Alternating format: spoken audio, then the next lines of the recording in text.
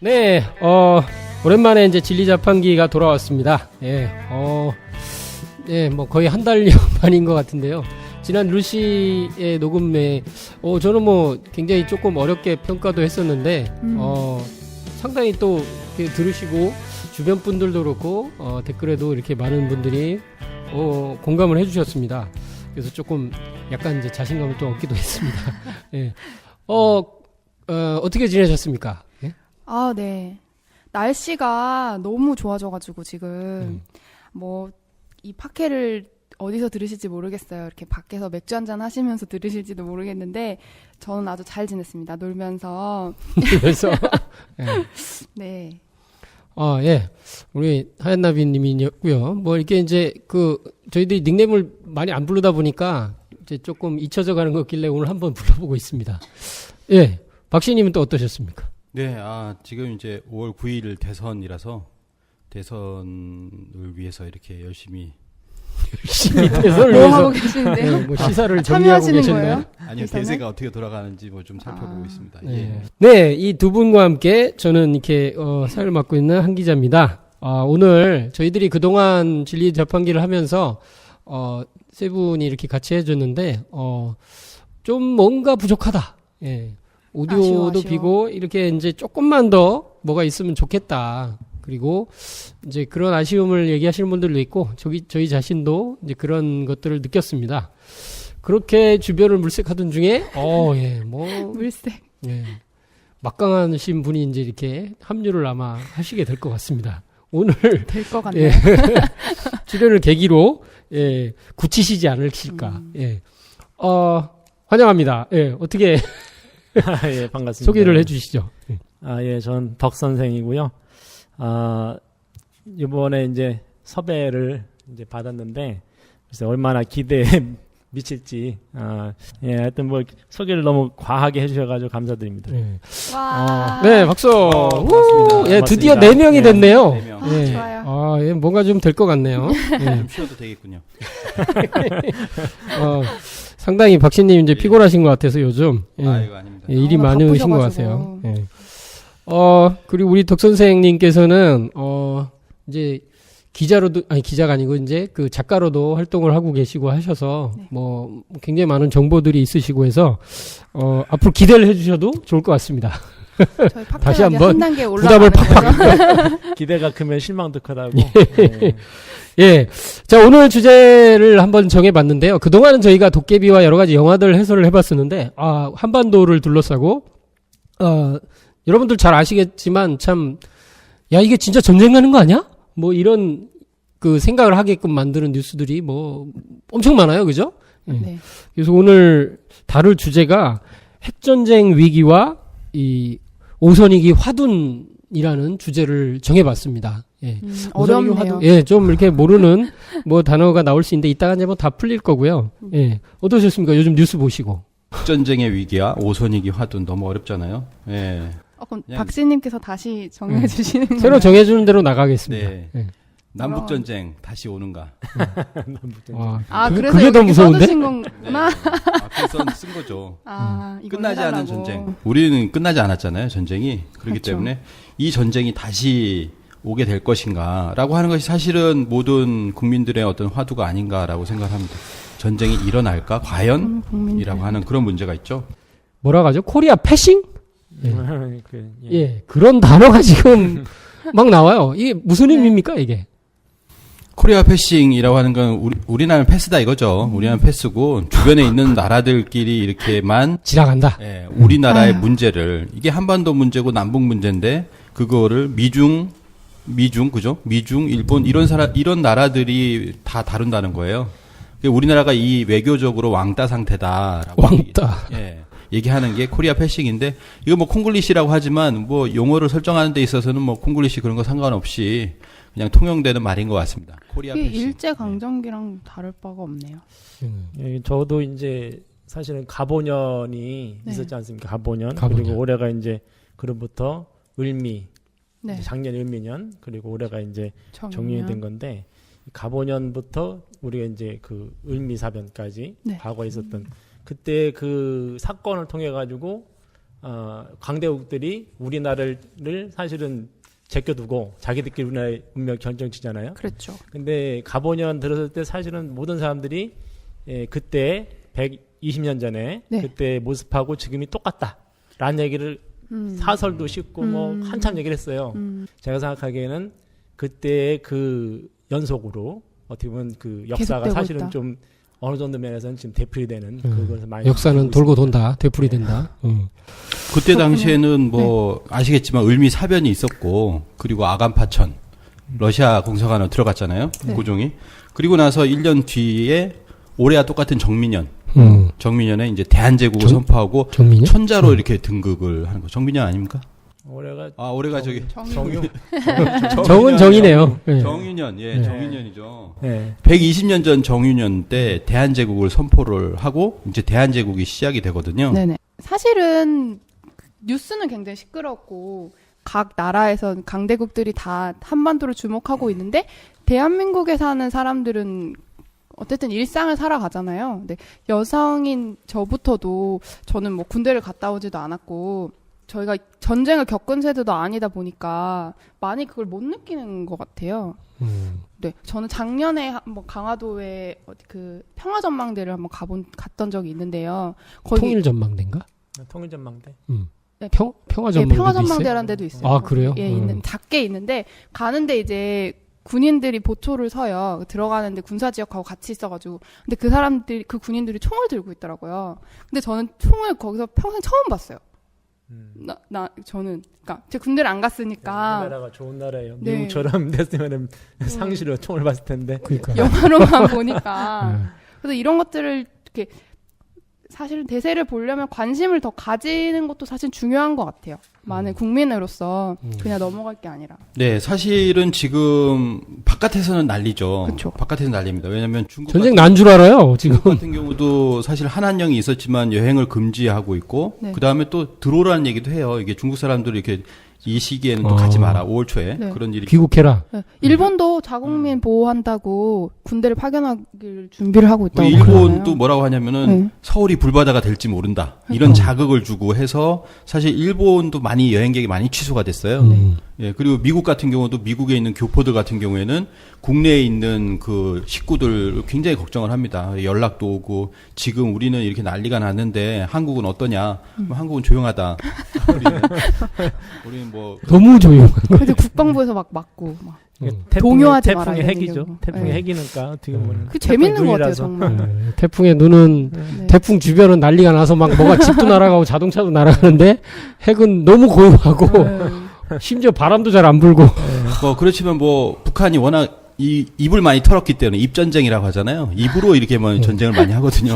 그래서 입으로는 지구를 몇 분 부시고도 남은 것 같은데. 그렇죠. 세계 최강이죠. 잘 아시겠지만 우리가 1994년에는 서울 불바다론이 처음 일었어요. 네, 처음 그렇죠. 일으니까 그때는 막 라면 사재기하고 막 사람들이 진짜 일어날 것처럼 이렇게 얘기를 했는데 그렇죠. 그 이후로 2011년, 13년, 14년 청와대 불바다 뭐 서울 불바다 뭐 미국을 타격한다 이런 얘기들이 너무 많이 나오니까 네. 그러면서 실제 행동으로 옮기지 않고 양치 그렇게- 소년이 됐죠. 그렇죠. 그래서 우리는 믿지 않는 거예요. 아무리 이제 더 강한 메시지를 던져도 우리도 이제 그 좀 둔감해졌다 이렇게 볼 수 있습니다. 근데 이게 참 방귀가 잦아지면 결국 싼다.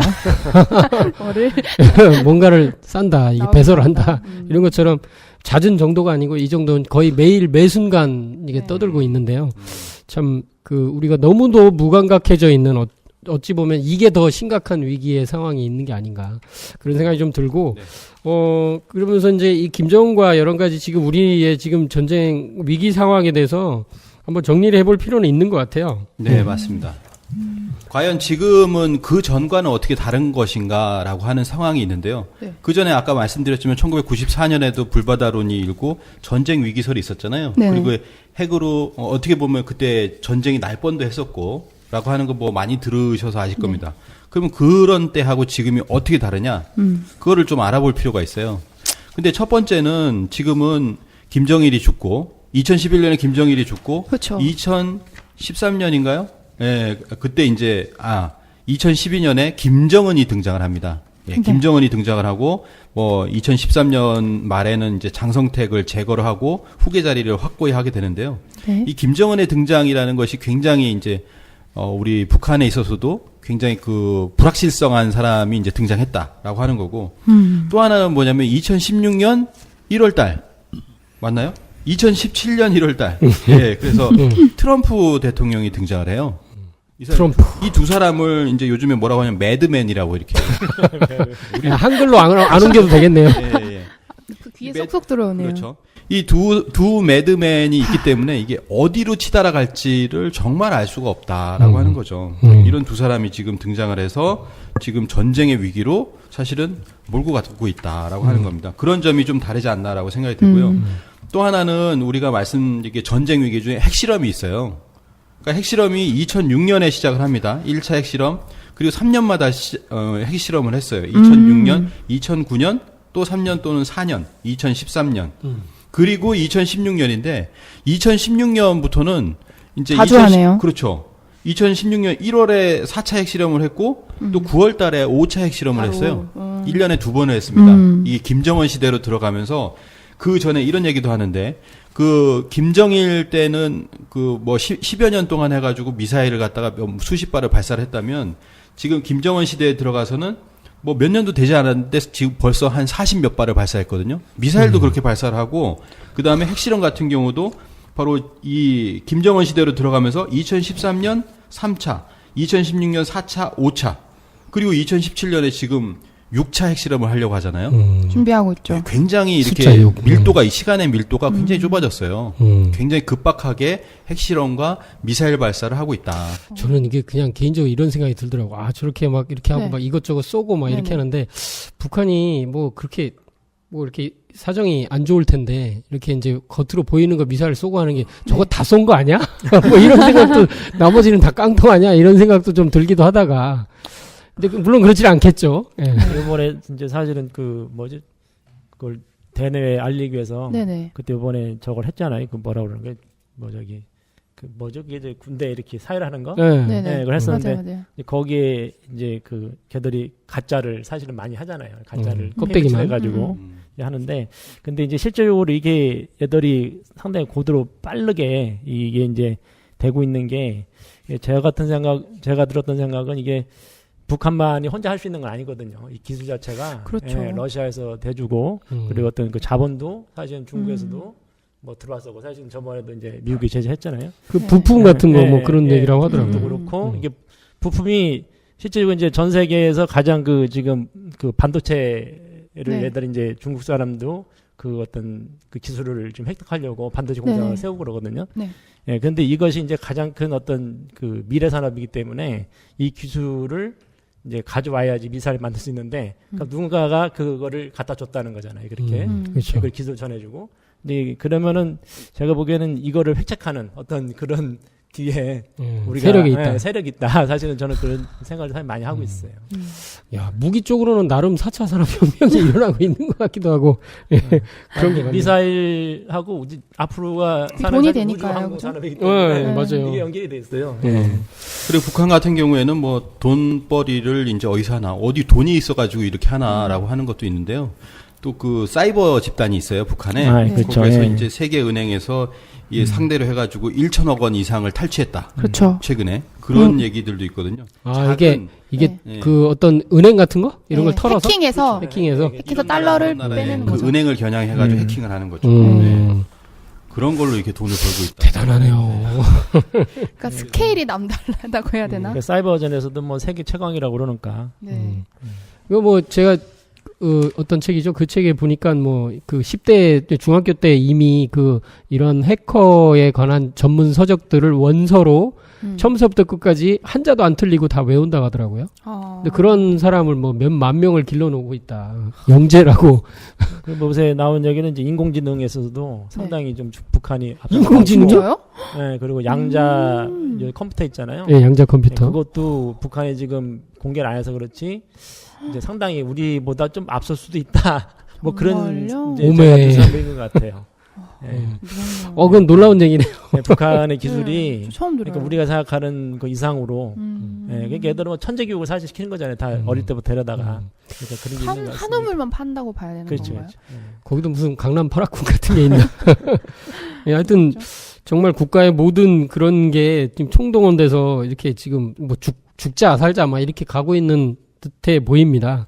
그래서 뭐 미사일도 뭐 이름이 뭐 북극성 뭐 이런 식으로 해서 이 북극성이라는 단어를 쓴 게 굉장히 어떻게 보면 천문학적이면서 이제 동양 철학적인 것 같기도 하고 그래서 뭐 2형, 3형 뭐 이런 식으로 하면서 실제 이제 대륙간 탄도미사일로 하면서 핵을 실을 수도 있고 이런 얘기 나오면서 실제 미군이 이제 뭐 항공모함을 그 네. 세계 전단이나 이쪽으로 붙여놓고 네. 이런 지금 현재 상황이 있고 물론 이제 5월달 들어서부터는 좀 이제 대화 국면도 살짝 열린다 뭐 이런 얘기도 글쎄요. 하는데요.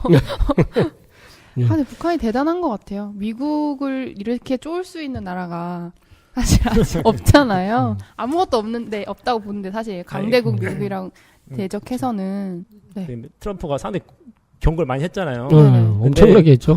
이번에 제가 이제 이 십자가님이 참 많지 않아서 4월달에 이제 그때 한번 핵 실험을 6차 실험을 할 거냐 말 거냐 가지고 싸웠었는데 네. 그때 이제 김정은이 했던 게 뭐냐면 핵 실험을 안 하고 네. 동해 쪽 거기서 네. 그 포를 막 쐈어요. 포를 이제 네. 그 포를 대신 쐈다고 그러는데 제가 보기에는 이거는 그 장사정포라든가 얘들 가지고 있는 어떤 그런 위력이 있잖아요. 네. 우리가 그 위력을 가지고 있다. 왜냐면은 주한미군이나 걔들이 직접 공격할 수 있는 것은 사실은 사정거리가. 장사정포로 쏘는 거란 말이에요. 그러니까 그렇죠. 아마 그걸 보여주기 위해서 그런 게 아니냐 사실 그런 생각이 좀 들더라고요. 그러니까 그렇죠. 지금도 보면 장사정포는 막을 수가 없다. 전문가들도 지금 그렇게 그쵸. 얘기를 하고 있거든요. 그러니까 그거에 인질로 걸려 있는 게 미군뿐만 아니라 미국인이에요, 미국인. 그때 당시 이제 94년의 그 위기보다도 지금은 네. 훨씬 많은 사람들이 들어와 있거든요, 서양에서. 그 지금은 한 200만 정도 거주하는 외국인들이 있기 때문에 200만. 많다. 그 중에 뭐 미국인들 굉장히 많은 거죠. 그 사람들이 네. 인질로 지금 잡혀 있는 거죠. 그리고 그 사람들을 제외하고 한국 사람으로 포함하면 서울 경기 지역에 2,500만이 인질로. 그렇죠. 네, 이렇게 되어 있는 걸 마찬가지고. 어떻게 절반이 거기서냐. 그러니까요. 이게 이 모든 거에 이제 이면에 사실은 이제 역사가 또 숨어 있는 것 같아요. 그래서 뭐 실제로 이게 역사 전쟁이다. 이렇게 정의를 할 수 있지 않나. 그죠? 네, 우리 종도사님께서 그렇게 이제 개콘이나 개벽 콘서트나 아니면은 환단고기 북 콘서트에서 항상 그 서두에서 하시는 말씀이 있습니다. 그게 뭐냐면 결론은 역사 전쟁입니다. 역사관 전쟁입니다. 이 동북아의 문화 역사 주권 전쟁입니다. 뭐 이렇게 비슷하게 말씀하시면서 시작을 하시거든요. 그렇죠. 그게 뭐냐면 지금은 동북아의 역사 전쟁이다. 그것을 이번에 확실하게 보여준 것이 바로 시진핑이에요. 시진핑이 트럼프를 이제 4월 초에 만났잖아요. 만나면서 그 정상이 뭐 2시간, 3시간 같이 얘기를 했다고 하는데 그 중에 한 10분 정도를 역사 이야기를 했다고 합니다. 그걸 이제 트럼프는 그냥 이렇게 들었고. 트럼프가 특강을 들은 거 특강. 한국의 모르겠지. 역사를 모르는 거예요. 그렇겠죠. 모르고 있으니까 그냥 듣는 거예요. 이게 시진핑이 하는 얘기가 진짜인 줄 알고 이렇게 듣는데, 그러니까 그걸 딱 들어보니까 핵심이 뭐냐면 바로 한국은 역사적으로 중국의 일부였다라는 얘기를 이제 한마디를 하거든요. 이게 뭐냐면은 이것이 뭐냐면 이런 인식을 가지고 있기 때문에 앞으로도 여기가 이제 그 한반도 그리고 뭐 최소한 한 북한을 네. 먹으려고 하는 것이 바로 그 중국의 정책이잖아요. 역사 전쟁이 현실 전쟁이 되는 그것을 적나라하게 보여준 게 이번 그 대화, 이게 그 망언 사건이 아니었나 이렇게 생각이 됩니다. 그래서 과연 전쟁은 있을 것이냐, 뭐 이런 이야기들이 이제 계속 올라가면서 이제 위기감이 올라가고 있는 상황입니다. 사실 이 전쟁에 관해서는 네. 그 상제님 천지공사의 그 말씀으로 보면은 사실 정해져 있다. 뭐 우리는 어떻게 정해져 있죠? 어떻게 정해져 있냐고요? 이제 앞으로 이제 개벽 시대가 되다 보니 상제님께서 이런 말씀을 하셨죠. 천지 개벽 시대에 어찌 전쟁이 없으리요. 앞으로 천지 전쟁이 있느니라 하시니라. 뭐 이런 말씀을 또 하셨고 사실은 이런 말씀과 그 구체적인 어떤 천지공사를 보기 이전에도 어떤 말씀이 있냐면은 지천하지 세자는 유천하지 생기니라 뭐 이런 말씀이 있습니다. 천하대세를 아는 자에게는 살 기운이 붙어 있고 암천하지 세자는 유천하지 사기니라라고 하셔서 천하대세를 모르는 자, 어두운 자에게는 천하의 죽을 기운밖에 없다라고 하셨거든요. 그러니까 뭐냐면 세상 사람들이 어떻게 보면 천하대세, 지금 돌아가는 이 대세만 보더라도 이게 전쟁이 있느냐 없느냐라고 하는 것은 누구나 다 알게 된다는 거예요. 상제님 말씀이 아니라 하더라도. 몇 년 전에 그랬던 게 생각나네요. 이런 뉴스들이 계속 고조될 때, 뭐 네이버, 파란창이라고 할까요? 하여튼 네이버 지식인에 이게 어떤 초등학생들이, 저는 아직 살아보지도 못했는데 죽어요? 전쟁 나서? 그래서 이제 댓글로 이제 그런 게 막 엄청나게 막 달리고 하면서 막 너무 이렇게 우울증이 오고 막 이렇게 슬프다 뭐 이런 게 이제 달린 적이 있는데 그게 되게 화제가 됐었죠. 근데 지금은 그때보다도 훨씬 더 몇 배 더한 상황인 것 같아요. 예, 이게 지금 벌써 천지전쟁이라는 단어가 나는데 이게 아마 국어 사전에도 없을 거야, 이런 단어는 아마. 그렇죠. 예. 예. 그러니까 인류 역사상 나온 적이 없는, 물론 이제 영어로 있네, 스타워즈 뭐 이런 건 있네요. 아, 그게 그런 뜻이에요? 예, 뭐 그런 의미이기도 하지 않을까요? 스타워즈? 예, 약간 뭐 의역을 하자면 그런 의미일 수도 있는 것 같은데, 이것은 오직 그 100년 전에 그 천지의 판을 새로 짜신 증산상제님 말씀으로만 이야기가 되는 거, 처음으로 이게 선포된 것 같습니다. 그래서 천지개벽 시대에 어찌 전쟁이 없으리요? 앞으로 천지전쟁이 있느니라. 이렇게 말씀하셨죠. 그래서 이 의미가 어떤 의미고, 이런 것은 왜 또 일어나야 하며, 이제 이런 것들을 좀 살펴보는 게 좋을 것 같아요. 어떠십니까? 이런 실제 우리가 지금 당면하고 있는 뭐 천지전쟁으로까지 이야기될 수 있는 이게 왜 일어나야 하며, 왜 이렇게까지 이렇게 100년간 상제님께서 이렇게 벌려놓으셨을까요? 저희가 여러 번 지난 그 팟캐스트를 통해서 가끔 언급했던 우주 일련에 대한 문제가 있어요. 그래서 지금의 시대가 선천의 그런 여름의 말의 시대에 와 있거든요. 그래서 이때는 그 불의 시대잖아요. 불기운이 막 폭발하는 시대이고 상극의 시대인데, 이 상극이 선천 시간을 오면서 이렇게 똘똘 뭉쳐서 이 불기운이 막 타오르다 보니까 이 자체가 어떤 이 우주의 무형의 형체가 없는 살기로 꽉 차 있는 거죠. 네, 그에 대해서 이렇게 뭐 상제님 말씀은 이게 이제 한 말씀으로 이제 한 줄이 정의가 되는 것 같네요. 예. 이제 내가 큰 화를 작은 화로서 막아 다스리고, 그렇죠. 예. 그리고 조화선경을 열려하노라. 저는 이걸 이제 예전에 이제 좀 학생 시절 때 이 말씀을 보고 좀 많이 느껴봤어요. 이게 뭐냐면, 아니, 기존에 뭐 다른 종교를 이렇게 살펴보니까 그냥 하나님이 절대의 권능을 가지고 그냥 손가락 한번 팅 튀기면 좋은 세상 열리고 뭐 이런 것 같은데 과정은 없거든. 그쵸. 별로 보면 용서해주시면 예. 다 끝나고 뭐 예. 그렇게 되는데 여기 보면 이게 과정이 있거든. 과정. 근데 과정도 굉장히 자연스러우면서 누가 봐도 합리적이지 않을까. 근데 그런 게 큰 화, 작은 화가 있구나. 근데 이게 이제 이런 것 같아요. 이렇게 산불을 끄는 걸 볼 때 이제 지금 요즘 뭐 물론 이제 좀 더워지고 있긴 하지만 겨울에 보면 메말라가지고 이제 큰 불이 나잖아요. 그렇죠. 산불이 엄청나게 큰 불이 일어났다. 그럼 어떻게 끄느냐? 어떻게 끄느냐 하면 이쪽으로 막 바람이 불러갖고 큰 불이 막 몰려와요. 여기는 막 주택이 있어. 사람들이 잘못하면 많이 죽을 수도 있어. 근데 끄는 방법이 오히려 불을 놔버리거든요. 여기서 반대편에서. 물론 이제 맞불이라고 하지만 그냥 불을 놓으면 또 이쪽으로 큰 불이 번지니까 나무를 몇 개를 베놓고 뭐 이러더라고요. 그리고 그 방향을 향해서 이제 불을 탁 놓으면 이쪽으로는 불이 안 번지는데 이 큰 불과 작은 불이 만나는 거예요. 여기에 큰 불이 막 오는데 작은 불이 그걸 이렇게 서서히 가서 실제로는 불로 불을 끄는 그런 상황이 되는 거죠. 그래서 인류 역사를 통해서 그 우주 일련에서 5만 년의 시간, 이번 우주 일련에 이제 시간이 흘러왔는데 그 속에서 인간과 신명과 인류 역사를 통해서 겪어왔던 이 천지에 원한이 너무너무도 크게 쌓여 있다. 근데 그걸 이렇게 한 번에 해소가 안 된다. 아니 뭐 그냥 손가락 한번 퉁 튕기는 그런 식의 하나님이 아니라는 거죠. 이게 이 우주는 이게 순리가 있고 인간 역사가 있다는 것인데 그것을 이렇게 작은 화로서 막아 다스린다. 저는 이게 굉장히 매력적으로 들렸어요. 예. 그리고 나서 다스리고 조화선경을 열려하노라. 참 멋지더라고요. 이게 무슨 그때 종교를 믿고 안 믿고를 떠나서 요 구조를 처음 읽는데 그런 느낌을 받았어요. 예. 뭐 이제 맞불로서도 이렇게 말씀해 주셨는데 네. 하나는 이렇게도 볼 수 있는 것 같습니다. 그러니까 그것이 이제 큰 화라는 거는 그 정략적으로 정해져 있잖아요. 큰 화라고 하는 자체가. 근데 이것이 그걸 한 번에 터트리면은 우리가 이제 폭약 터트리듯이 아주 네. 큰 TNT가 있는데 그걸 한 번에 팍 터져버리면은 완전히 큰 어떤 그 폭발이 일어나잖아요. 그쵸. 뭐 살산도 일어나고. 네네. 근데 이거를 우리가 성냥으로 이렇게 화약이란 말이에요. 성냥 네. 조금씩 해가지고 쓰면은 네. 사실은 그것이 시간에 따라서 시간을 상제님 말씀대로 100년이라고 하는 시간대를 놓고 네. 그거를 서서히 이걸 터트리는 거죠. 작게, 조금씩 했을 때 이것이 한 번에 터트리면 상제님 말씀에 우주도 무너져야 된다. 이것이 터지면은.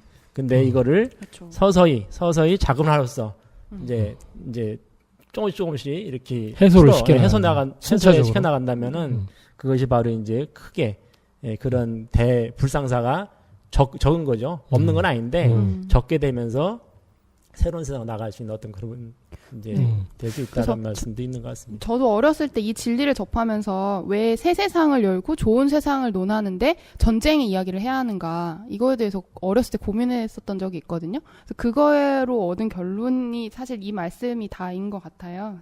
그래서 상대님께서 이 부를 정리하시는 그 일을 하시기 때문에 작은 부에 대해서는 이야기를 할 수밖에 없는 거죠. 그래서 전쟁 이야기를 할 수밖에 없는 게 있는 것 같아요. 기존에 생각하는 어떤 그런 하나님 관이라고 하는 것이 아까 네. 이제 우리 말씀을 해주셨지만은 그 인간사와는 좀 별개로 동떨어진 하나님. 자기 마음대로 그래서, 우리 로봇이야. 그러니까 인간은 인간대로 살아간 거고 피조물.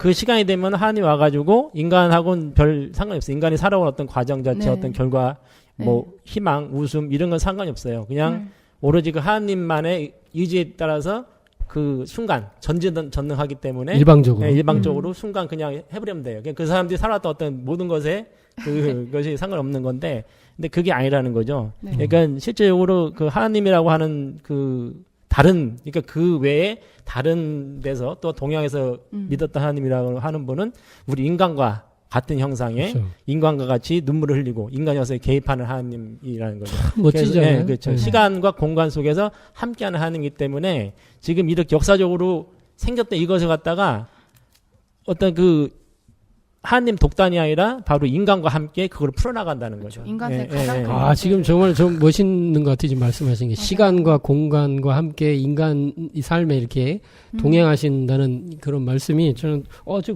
이거 아니, 뭐 알고 있는 거지만 그런 언어를 쓰시니까 참 좋은 것 같네요. 그래서 이게 여기 이제 한 말씀 더로 지금 이제 나왔던 것이지만 그래도 한번 제대로 읽어봐야 될 것 같아서 도전 2편 68장에는 우주의 통치자 하나님이신 상제님은 모든 이게 이제 인간 역사에 이렇게 그 원한의 문제가 어느 정도냐 이걸 얘기하신 말씀인데 모든 불의야의 압사신과 질사신이 철천의 원을 맺어 탄환과 폭약으로 화하여 세상을 진멸케 하느니라. 상극의 원한이 폭발하면 우주가 무너져 내리느니라. 저 이 말씀 정말 충격받았거든요. 아니 뭐야? 이 인간이 원한을 맺으면 우주가 무너질 수도 있어? 이런 저는 여기서 와 이거 며칠 생각을 하게 하더라고요. 이런 말씀이.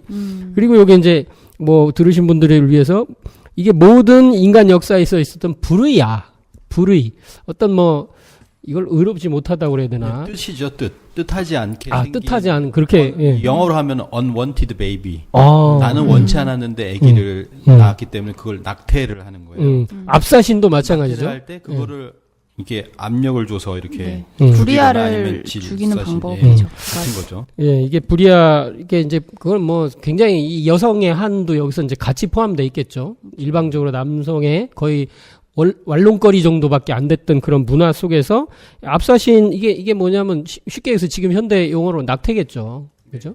또는 뭐 진짜 옛날 같은 경우는 뭐 끊으라고 하면서 노비들 뭐 이렇게 임신 시켜놓고 발로 차기도 하고 뭐 이런 것들도 있었는데 이 압사신이 실제 이렇게 압착해서 이렇게 이제 그 낙태 수술이 진행이 되기도 하고 질사신도 이렇게 숨막혀 죽는 신이니까 이렇게 돼서 그러니까 우리가 보통 보면 아무 낙태에 대해서는 뭐 죄 의식이 없는 경우가 너무 많거든요. 그냥 죽음 끝이고 걔는 뭐 그냥 뭐 몸에서 무슨 뭐 종기 하나 떼내듯이 뭐 이런 게 있거든요. 너무도 참 비참하고. 그 우리나라 같은 경우도 국내에서 한 1년에 한 45만 명, 그리고 전 세계에서 한 5천만 명 정도의 낙태아가 이렇게 생긴다고 하는데요. 그러니까 1년에 5천만 명, 전 그렇죠. 세계에서. 그걸 2년이면 1억. 해보면은 이제 막 대한민국 태어나서 인구네요. 인간으로 태어나서 뭔가 살아보려고 하는데 태어나기도 전에 죽어버리니까 그 한이라고 하는 것이 좀 살다가 있잖아요. 살다가 이렇게 좀 중년이 되거나 노년이 되어서 죽으면 그래도 한이 크게는 없을 거예요. 어떤 사고가 나더라도. 근데 태어나서 이제 좀 태어나서 좀 뭔가 해보려고 하는데 그때 그냥 죽어버리니까 이때는 철천의 원을 맺는다. 거기다 나를 사랑해주고 나를 만들어준 부모에 의해서 그렇게 되기 때문에 그것도 누굴 뭐 원망해야 되냐. 이유 불문. 예. 그래서 거기에는 탄환과 폭약으로 화하여 거기에 붙어서 그거 자체가 되어서 전쟁에 들어가는 거죠, 이게. 전쟁의 그 탄환과 폭약으로 해가지고 세상을 진멸케 한다. 전쟁의 문제가 있어요. 이게 이제 제가 이제 이걸 갖다가 어렸을 때 되게 많이 생각을 해봤어요. 그래서 압사신과 질사신, 낙태에 대해서 죽은 애들이나 억울하게 죽은 그런 신들이 얼마나 큰 원한이 많겠는가. 자기도 이게 참 전생에 또는 이생에 태어나기 전에 굉장히 많은 꿈을 품고 이 세상에 와서 무슨 많은 일을 해보려고 네. 자, 꿈과 희망을 품고 있었는데 그렇게 자기 이름도 없이 죽었어요. 이름도. 누구도 알아주지도 않고 무덤도 써주지도 않고 이렇게 가요. 이런데 철천의 원을 맺었어. 여기까지는 그렇지. 철천의 원을 맺겠지. 이렇게 되는데 그럼 그들이 원한을 푸는 방법이 뭔가가 있을 건데 이 인간 역사에 개입을 할 건데 네. 개입을 할 건데 이게 어떻게 보면은 그냥 문장 자체로 보면은 엄청난 논리 비약처럼 느껴지기도 해요. 근데 심정적으로는 당연히 그렇겠지. 이렇게 되는 거예요. 당연히 이거 이상하겠지. 그래서 물리적으로 이게 아기에서 탄환과 폭약으로 이렇게 확 여기 맺어 탄환과 폭약으로 여기서 문장이 완전히 끊어지면서 확 이렇게 우리 피부로 와버리거든요. 역사 속으로 쑥 들어와 버리거든요. 이게 진짜 저는 실감 나더라고요. 막 살이 떨릴 정도로 그렇겠지. 내가 만약 이런 상황을 당했어도 그러지 않겠는가. 뭐 이런 생각도 들고. 뭐 사실은 그렇기 때문에 인류의 역사는 전쟁의 역사다. 뭐 그런 얘기를 합니다.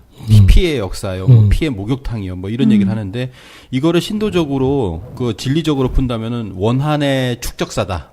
이렇게 원한이 축적되는 거예요. 원한이 계속 축적이 되는데 이게 폭발을 하려고 하니까 상대님 말씀대로 우주가 무너지려고 한다라고 하는 거죠. 그렇기 때문에 이것을 이 큰 화를 어떻게 할 것이냐? 작은 화로서 막아 다스린다. 그 작은 화라는 것이 지난 100년간에 있었던 세계 전쟁이에요. 그러니까 우리가 여러 번의 전쟁들 그쵸. 크고 작았다. 네, 사람이 봤을 때는 굉장히 큰 전쟁인데 이게 처음으로 붙는 세계의 전쟁, 1차 세계대전, 2차 세계대전인데 그거 자체가 상제님의 어떤 마인드로 봤을 때는 작은 화로서 막아 다스리는 거다. 그게 그런 실제로 보입니다. 지금 전 세계에 만들어져 있는 핵폭탄 있잖아요. 그거를 다 터트리면 지구 한 7개 반을 날려버릴 수 있대요. 7번 반? 네, 7번 반을 다 날려버리고 지구가 7개가 있으면 7개 다 날리고도 이제 끝낸다. 네. 근데 이게 제가 영화를 되게 좋아하잖아요. 그래서 터미네이터를 보면서 터미네이터가 사실 핵전쟁 기계 문명에 의해서 핵전쟁이 일어나고 이제 그 뒤의 세상이잖아요. 1, 2, 3 네. 어떤 거요? 그게 이제 터미네이터의 배경 자체가 원래 그래요. 이렇게 해서 이제 실제 이렇게 네네. 스카이넷이 막 핵을 막 다 날려버리고 인간 끝장내고 이렇게 가는 거거든요. 근데 이런 영화 많잖아요. 야, 상제님이 천지공사 안 봐놓으셨으면 저게 현실이겠구나. 이런 생각을 하는 거예요. 그러니까 어떤 이렇게 이런 시간을 벌려놓으시면서 천지공사라고 해서 하늘과 땅을 뜯어고치는 공사를 한 100년 정도의 시간을 벌려놓지 않으셨으면 사실 이게 이 핵무기가 발명된 그 시기 앞뒤로 해서 아마 바로 저렇게 됐을 수도 있겠다. 왜냐하면 독일도 뭐 거의 만드는 비슷한 그런 기술까지 갔었고 막 했기 때문에 이런 게 이제 이게 영화지만 소름 끼치게 이제 우리랑 이렇게 가까이 와 있구나 이런 생각도 들고 또 이제 또 다른 말씀이 있어요. 전쟁 도순이라 전쟁 도수. 그래서 내가 한날 한시에 전 세계 사람들을 저와 같이 싸움을 붙일 수 있노라. 근데 이건 뭐냐면 인간의 원한과 인간뿐이 아니고 네. 인간이 죽어서 가서 이게 신도세계에 있는 신명들의 원한. 그러니까 아까 얘기했잖아요. 우리 박씨님이 1년에 낙태 아들이 몇 명이라고 그랬죠? 5천만 명. 5천만 명이면 2년이면 1억이잖아요? 네. 그러면은 그게 지금은 더 늘어나고 있을 거라고 치면 지금 전 세계 인류가 한 70억 넘어서 80억으로 간다. 신명계에는 그거보다 원한 맺힌 몇십 배, 몇백 배 되는 신명들이 그렇게 원한을 맺고 지금 있다. 그러면 인간 역사에 관여를 안 할 수가 없는 거죠.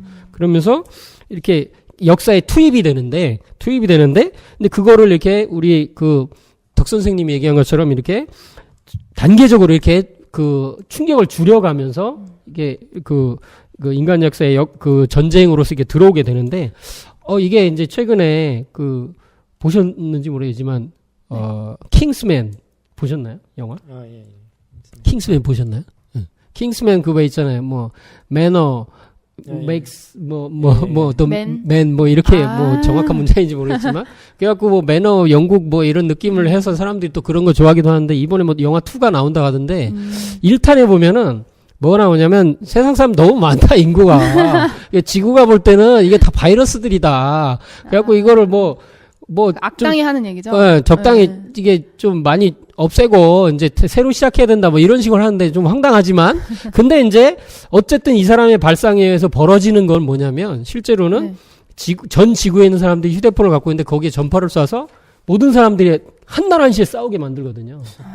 근데 이제 그런 걸 보면 이제 물론 그런 것도 이제 영화에 이제 어떤 요소로 들어있겠지만 사람이 이 세상을 살고 있지만 사실은 신도 세계에서 원한을 맺힌 신명들에 의해서 역사가 개입돼서 돌아가는 게 사실은 이게 어떻게 보면 연극처럼 이게 사람은 이게 배우처럼 이렇게 그 인간계와 신도 세계가 이렇게 맞물려 돌아가고 있다. 근데 지금 우리 한 판의 연극을 한 사람이 사람들이 인생을 벌려나가고 있는데 이런 전쟁 역사도 이게 신도 세계에서 짜놓은 대로 이렇게 그 천지공사에서 이렇게 프로그램을 이렇게 둥그러 가도록 하셨다. 왜냐하면 인류가 이렇게 가면 다 죽으니까. 너무 이제 그 처음 듣는 분들이 그 따로 이제 어려울 만한 게 천지공사라든가 뭐 신명제 얘기도 하고 우리가 맞네요. 제가 너무 많이 했네요. 사실 이제 그거를 믿지 않는 사람도 사실 있고, 그러니까 지금 현대 사람들은 이제 우리가 영안이 막혔다고 많이 얘기를 하는데 어떤 그 신도적인 거에 대해서 이제 부정하는 사람들, 나중에 뭐 무신론자다 아니면 영혼을 부정한다, 뭐 나는 과학을 신봉한다 해가지고서 여러 사람들이 이제 그런 어떤 사람의 죽음의 사후 세계에 대해서 인정을 하지 않으려고 하고, 그러다 보니까 우리가 지금 하는 얘기들, 그러니까 사람이 죽어서 어떤 그런 압사신, 질사신, 그리고 원신 이런 것들에 대해서 사실 크게 이렇게 과연 저럴까 이런 생각을 할 수도 있는데, 그러니까 그 우리가 이 사람이 이제 영혼이 없다라고 이렇게 얘기하기 시작한 것이 불과 100년이 안 됩니다. 그렇죠. 맞아요. 그러니까 모든 사람들이 사실은 그 영혼의 세계에 대해서 신도의 세계에서 알았는데, 그 사람이 이렇게 그 그러니까 과학이라고 하는 것은 실증이라고 하는 어떤 그런 걸 들여다보다 보니까 눈에 보이는 거. 근데 사람이 우리가 잘 아시다시피 우리는 가시강선, 우리가 이제 볼 수 있는 가시강선 영역이라고 하는 그 내에서 볼 수 있잖아요. 그리고 가청 주파수라는 게 있고 그걸 넘어서면 우리는 못 본단 말이에요. 맞아요. 근데 사실은 그 내에서 지금 보고 있다는, 우리가 한계를 가지고 있다는 그거를 인정을 안 하고 그 한계 밖에, 우리 밖에 있는 거를 이제 우리가 안 보인다고 또 우리가 듣지 못한다고 사실은 부정을 하고 있는 거란 말이에요. 근데 이 영혼이라는 세계, 내가 죽고 내가 조상에 대해서 내 자손하고 교류를 하고, 사실 이것이 인류 문화를 만드는 바탕이었는데, 근데 지금 와서 그거를 이제 부정하고 있는 것이 좀 안타까운 현실이죠. 그래서 맞습니다. 지금 이제 이 해원이라고 하는 문제는 상제님은 우주의 주제자이기 때문에, 그러니까 이 모든 인류, 그러니까 살아있는 인류뿐만 아니라 죽은 그 신명이라고 하는 그 사람들까지도 주재하시는, 통치하는 것이기 때문에 이 모든 문제를 동급으로 놓고 지금 해가신다는 거죠. 한꺼번에 그걸 해결해야지 이제 되는 문제이기 때문에, 단지 우리가 지금 세계적으로 일어나고 있는 이런 문제는 우리는 현실이라고만 생각하는데 이 눈앞에 이제 보이는 이것만. 근데 우리가 지금 얘기하는 거는 그 이면에서 일어나고 있는 어떤 빅픽처. 그렇죠. 그거를 더 얘기하고 있다. 큰 그림. 이렇게 좀 말씀을 좀 드릴 수 있을 것 같습니다. 제가 너무 그냥 앞뒤 안 가리고 앞으로 달려갔었는데 브레이크를 적당한 때 딱 걸어주셨습니다. 고맙습니다. 역시 덕 선생님을 잘 모신 것 같습니다. 과찬이십니다. 이렇게 해서 이 어떤 그 지금 천지공사라는 거, 그리고 이제 왜 이 세상 운세가 이제 전쟁 도수로 돌아가는가에 대해서도 한번 좀 일부분이지만 좀 살펴봤는데, 그러면서 이제 저희가 오늘 원래 이제 이 오선익이나 이 천지공사에 이제 본격적으로 다룰 건 아니고요. 오늘은 이 오선익이라는 이 네 글자 요거에 이제 집중을 해서 우리나라를 둘러싼 그런 정세와 네. 그리고 핵무기와 이제 이 전쟁 문제에 대해서 집중적으로 좀 얘기를 해보려고 합니다. 선생님께서 그래서- 어떻게 차근차근히 전쟁 도수를 열어주셨는지에 대한 예. 이야기죠. 예. 한번 박씨님, 혹시 뭐 이런 거 좀 보니까 아까 보니까 열공하시던데? 살짝 보니까 열심히 준비를 해보신 것 같은데. 네. 아까 그 말씀의 끝에 전쟁 도수라고 하셨는데요. 이 전쟁 도수라고 하는 것은 전쟁 도수는 한마디로 오선위기 도수다. 뭐 이렇게 또 말씀을 드릴 수가 있습니다. 그래서 이 전쟁이라고 하는 것을 상제님께서는 오선위기와 씨름판으로서, 그러니까 바둑판과 씨름판 도수로서 이 프로그램을 짰다라고 하는데 어렵죠. 오선 위기가 바둑판인가요? 네네. 오선 위기라고 하는 것은 오선, 다섯 신선이 위기. 기라고 하는 것은 우리가 바둑 주변에 기자. 보면 기원들이 있잖아요. 네. 바둑 기자입니다. 한국 기원? 예. 그렇죠. 그래서 오선 위기라고 하는 건 다섯 신선이 바둑을 둔다라고 하는 것인데요. 그 중에 이제 두 신선이 바둑을 두겠죠. 두 사람이 둡니다. 두 신선이 두고요. 옆에 훈수 두는 두 신선이 있고, 그리고 이 바둑판과 바둑 아래 주인공이 있어요. 주인이 있어요. 이렇게 해서 다섯 신선이 바둑을 두는 그런 어떤 것으로서 국제 정세를 이렇게 바라보시면 좋을 것 같다는 생각이 듭니다. 그러니까 세상 사람들은요, 세상의 학자층이나 이런 네. 쪽에서는 뭐가 있냐면 체스판으로 얘기하는 경우가 있어요. 음. 체스판. 이거는 뭐 국제 정치학자인 뭐 브레진스키의 거대한 체스판이라는 책이 있었고요. 그렇기 때문에 그 이후에 언론에서 이제 지금의 미국과 중국, 지금은 미국과 중국이죠. 네. 그 미국과 중국을 이 한반도라는 체스판 안에서 체스를 두고 있다. 뭐 이런 식으로도 얘기를 하거든요. 그래서 체스 얘기가 나와서 네네. 이제 저도 좀 한 말씀 드리면은 며칠 전에 그 트럼프도 네. 이거는 체스 게임이다라는 얘기를 했어요. 예, 이제 그러니까 이제 지금 김정은하고 하는 그것은 이제 체스 게임에다 비유를 했는데 체스에서 제가 이제 유래를 한번 찾아보니까 체스가 이게 인도에 있던 그 이제 뭐지 이렇게 그 게임에서 유래가 됐다고 하더라고요. 이게 차투랑가라고 그러는데, 네. 근데 이 주사위를 사용해서 했었고, 주사위. 네, 주사위 원래 주사위 노름이래요. 근데 이게 이제 그 서양, 그러니까 뭐 네. 이란, 저 아랍을 통해서 이제 서양에 전해질 때 네네. 이게 이제 빠지면서 두 사람이 두는 걸로 됐는데 원래는 4명이서 하는 경기였답니다. 네 네, 명. 네. 4명이 오, 그것도 재밌네요. 네, 그러니까 음. 진짜 두 명, 여기 두 명이긴 같은 하다. 거죠. 이게 오선육이랑 네. 같은 거예요. 음. 그러니까 이 체스에서 그러니까 인도의 차투랑가에서 체스가 나오고 우리가 이제 동양의 장기도 여기서 나온 거래요. 같은 걸 가지고 이게 지금 요즘에 네. 뭐 무슨 그 마블 게임 있잖아요. 이렇게 부루마블. 보드 게임, 보드 게임의 또 원조랍니다. 이게.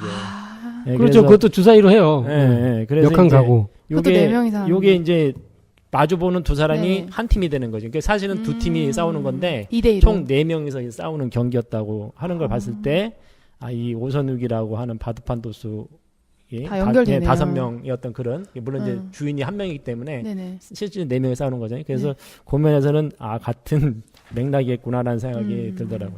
예, 이건 신기하다. 근데 제가 성구는 읽고 가는 게 좋을 것 같아요. 예, 예. 네네. 이제 제가 한번 읽어보고 그다음에 박씨님 좀 아까 하시려던 얘기 하면 될 것 같은데요. 네. 예, 도전 5편 336장 내 도수는 바둑판과 같으니라.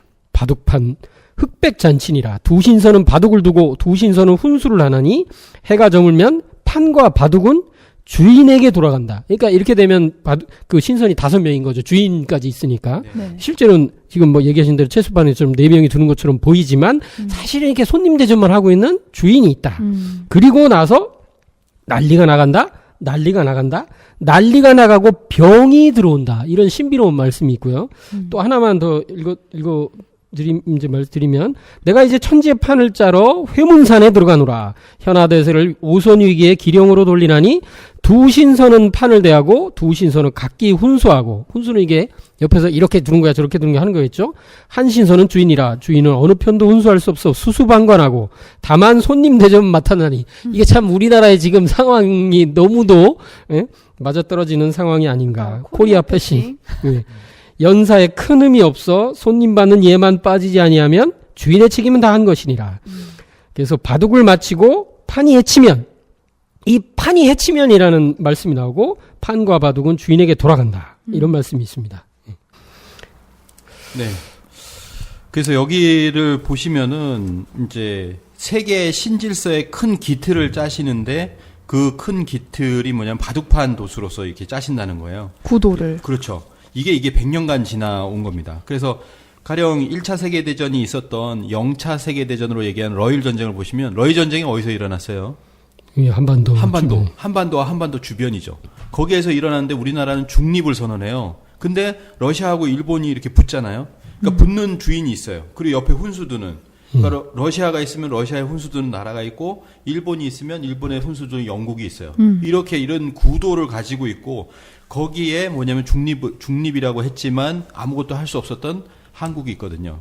자, 이걸 보면 오선이기로서 100년 전에도 똑같이 이렇게 돌아왔었고 지금도 마찬가지구나. 지금은 아까 얘기하셨지만은 지금도 미국과 중국이 이렇게 붙고 있고 또 미국과 북한이 붙고 있는데 거기에 주인은 수수방관하잖아요. 수수방관하고 훈수할 수 없으니까 야 사드 배치하자라고 하니까 예 그러시죠.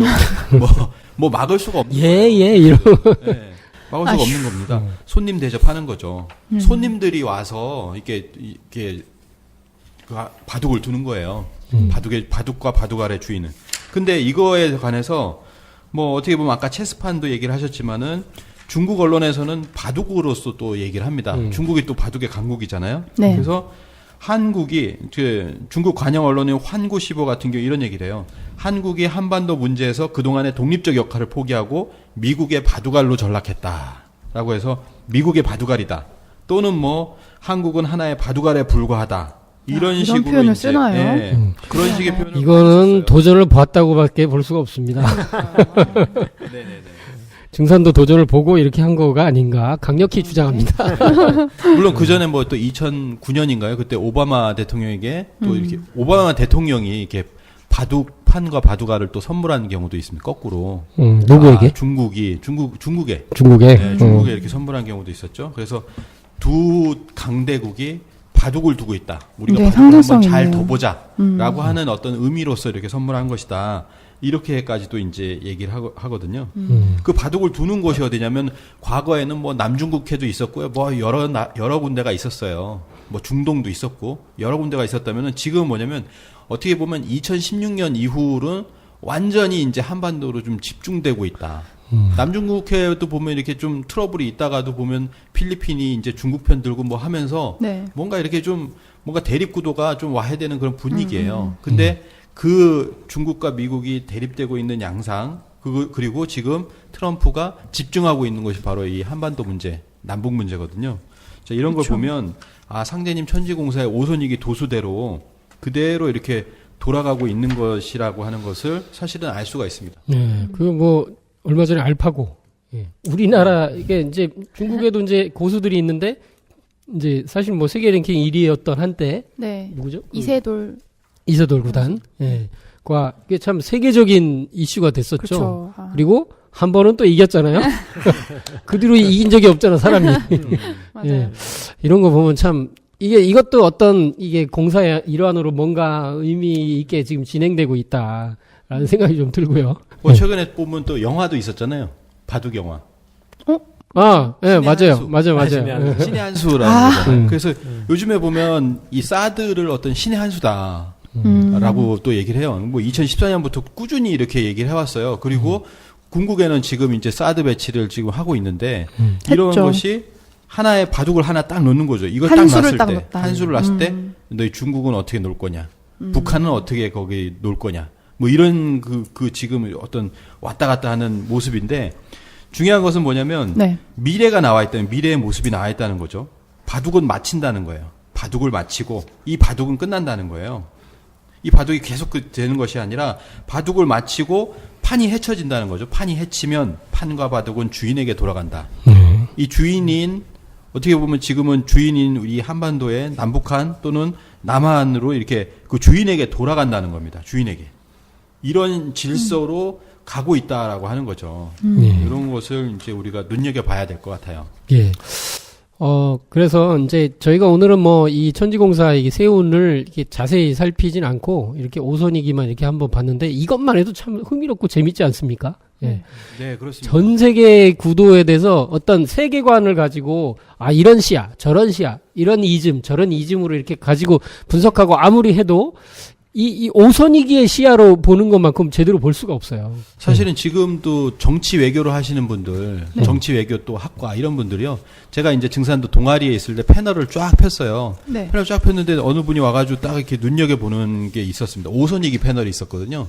딱 눈여겨보시는 거예요. 왜냐면, 그래서 제가 물어봤더니 그분이 교수시라고 하는데, 네. 우리는 이 오선이기라는 것에 굉장히 큰 관심을 가지고 있다.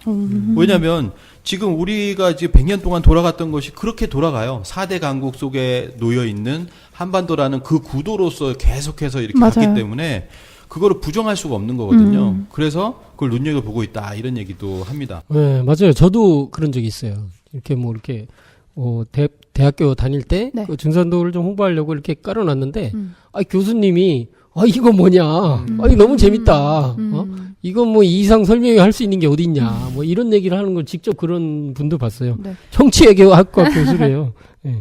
그래서 그 하나 더 말씀을 드리면 이거 꼭 얘기하고 싶었던 건데요. 네. 그 오선이기 구도라고 하는 건 우리 중심이잖아요. 사실은 그렇죠. 한반도를 중심으로 해서 미중 일러 뭐 이렇게 이제 구도가 맺혀지는데 이런 구도에 대해서 얘기한 학자가 있어요. 뭐 누구냐면 이제 니얼 퍼거슨이라는 분인데 이 영국 출신의 하버드대 역사 교수인데요.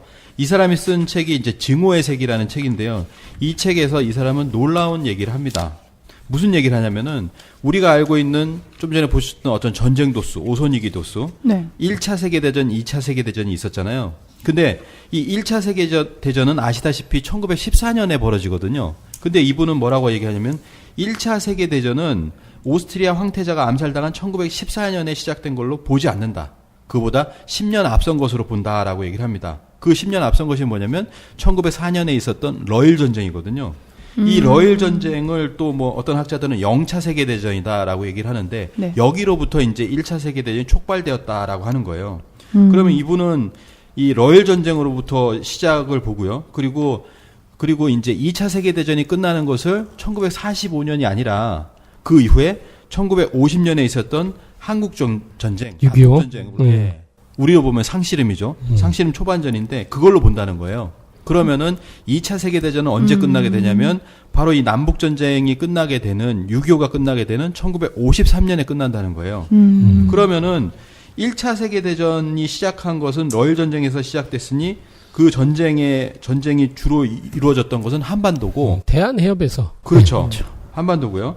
그리고 거기에서부터 1953년에 끝난 건 또 어디입니까? 한반도죠. 네. 그러니까 1차 세계대전과 2차 세계대전이 이 두 차례의 세계대전이 그 시작이 한반도요, 끝이 한반도다.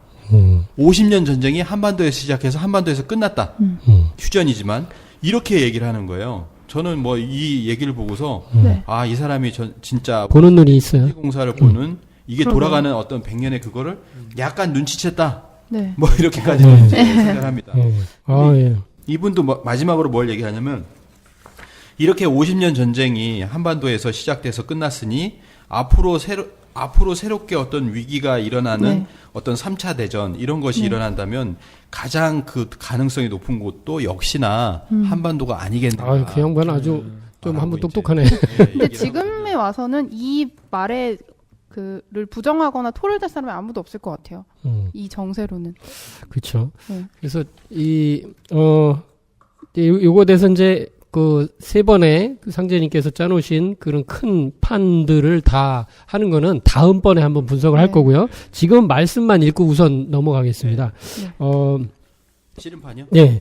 현아대세가 씨름판과 같으니, 이게 바둑판으로 얘기하신 게 상세하게 또 있고, 네. 씨름판은 이게 크게, 이렇게, 원래 우리나라 이게 민속 씨름으로 이렇게, 상제님께서 정겹게 어떻게 보면은 우리나라에게 문화를 가지고 이렇게 네. 천지공사를 보셨다고도 저는 생각이 좀 드는데, 그래서 씨름판과 같으니 애기판은 애기들끼리 이제 이렇게 한번 붙는 거예요. 원래 이렇게 권투할 때도 이렇게 아마추어들끼리 먼저 붙고 그 다음에 프로 붙잖아요. 네. 예. 그 다음에 총각판이 지난 뒤에, 총각판이라는 건 이제 진짜 좀 큰 애들, 그리고 마지막 이제 진짜 천하장사들끼리의 대결인 상씨름이죠. 상씨름으로 판을 마치리라 하시고, 종이에 태극 형상의 선을 그리시며 이것이 38선이니라. 또 말씀하시기를 씨름판 때는 조선에 38선이 두고 세계 상씨름판을 붙이리라. 만국재판소를 조선에 두느니 씨름판에 소가 나가면 판을 걷게 되리라. 예, 이런 말씀을 하셨죠. 예.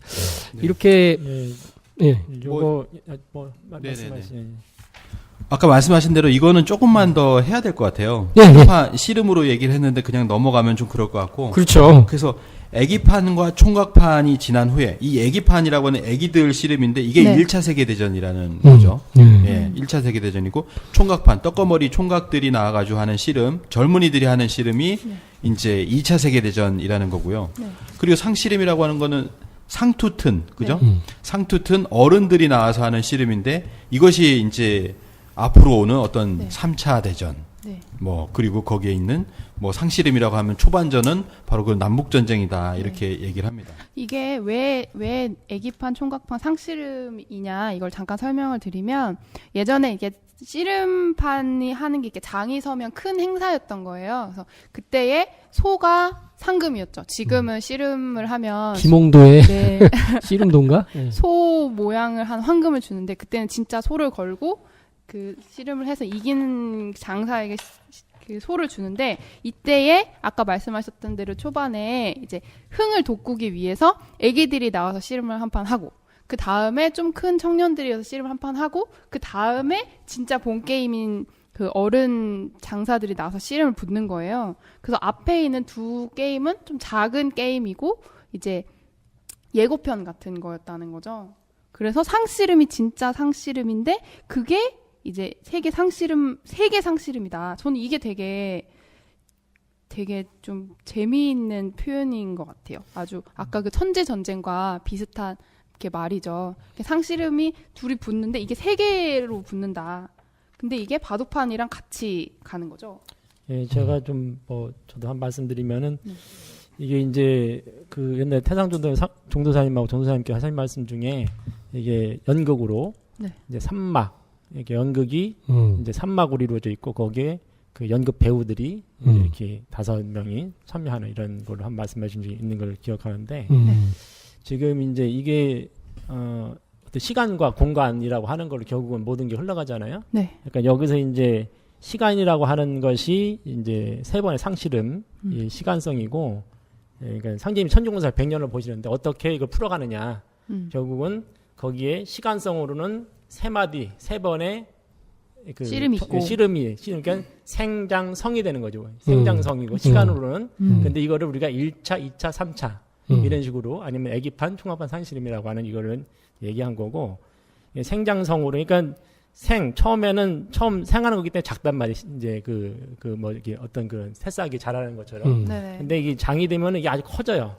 아주 이렇게 상당히 더 규모가 커지는 건데 꽃이 성이 될 확 피듯. 때는 네.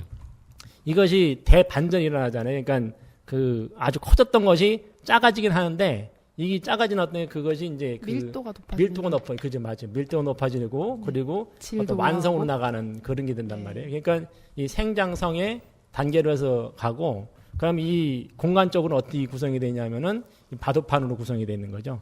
거기에 참여하는 그 구성원들이 공간적으로 네. 5이 이제 그렇죠. 참여하게 되죠. 이렇게 세 번의 씨름을 네. 바둑으로 둔다는 거죠. 네, 그리고 이제 아까도 말씀드렸지만은 이 우리나라가 이 주변은 되게 시끄럽게 지금 뭐 전쟁 난다고 하는데 우리는 고요하죠. 네, 태풍의 눈처럼 네. 이 바둑판에 이 태풍의 눈이 바로 한반도 우리 주인이 되는 거고, 그리고 이 네 명의 그 씨름 이렇게 바둑을 두는 사람들이 이 태풍의 핵이 돼서 분주하게 움직이는 거지. 이 사람들은 아주 뭐 분주하게 움직이고 가운데는 이렇게 그 주인으로서 행사하고 있는 이런 형국이 지금 돼 있다 이렇게 볼 수 있을 것 같아요.